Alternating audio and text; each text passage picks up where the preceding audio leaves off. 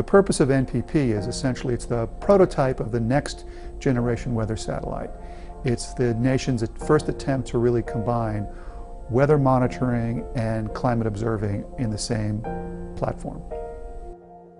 The nation's newest weather monitoring and climate observation satellite is getting ready to take its place in space so that we may know what is going on here on Earth.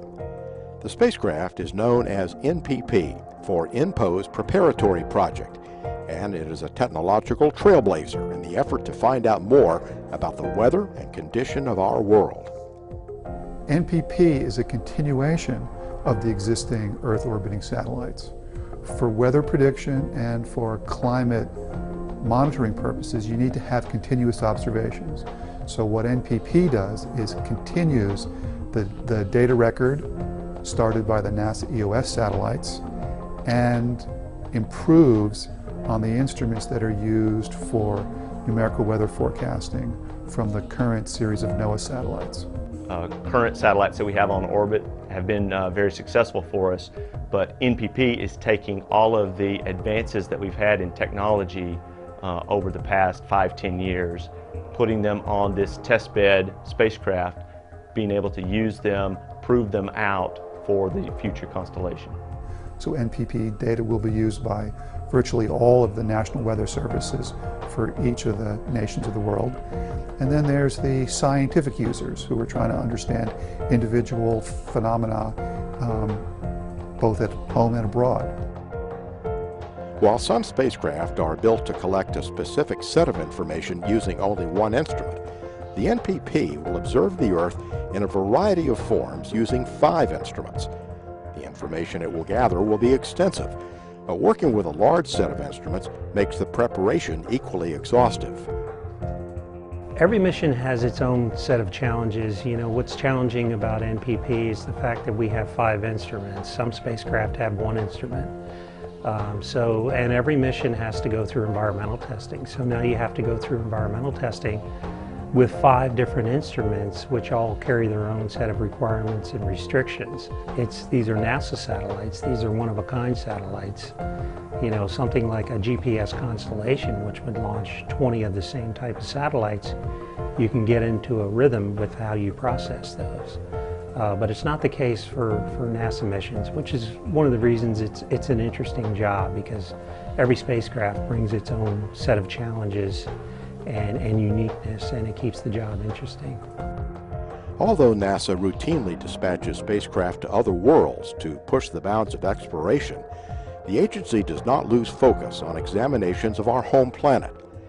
Previous missions, some still in operation, have compiled decades of data about interactions of the Earth's myriad environmental systems.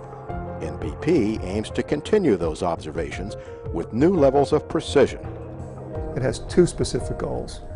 One is to get the data for the weather forecasts, environmental observations, and take a whole suite of observations that continue our satellite data records, which span from measuring aerosols, you know, dust particles in the atmosphere.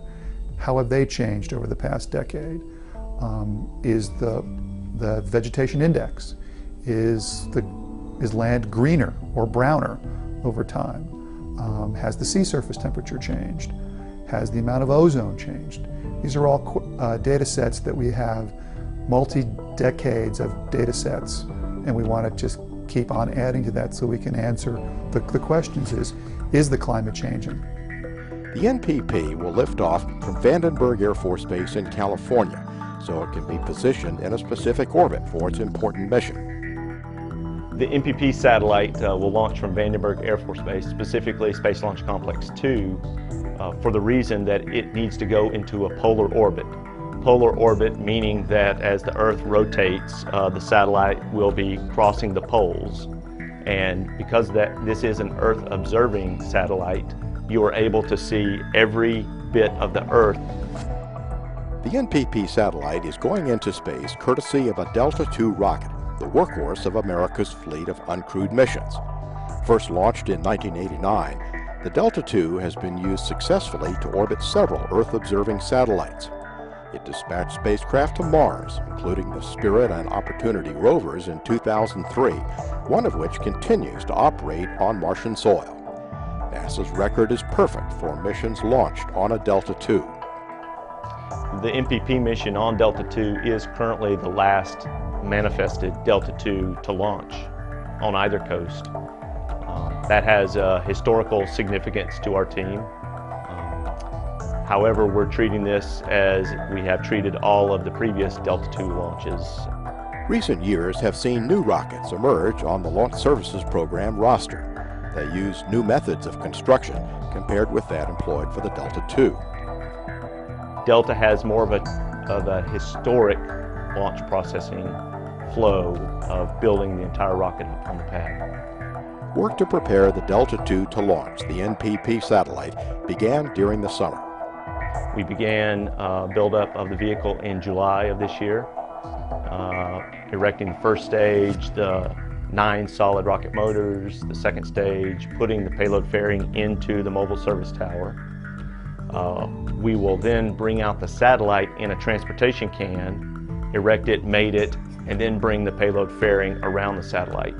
So by the time you get there on launch day, it's kind of like you've planned a trip and you've packed for the trip, and all you have left to do is gas and go.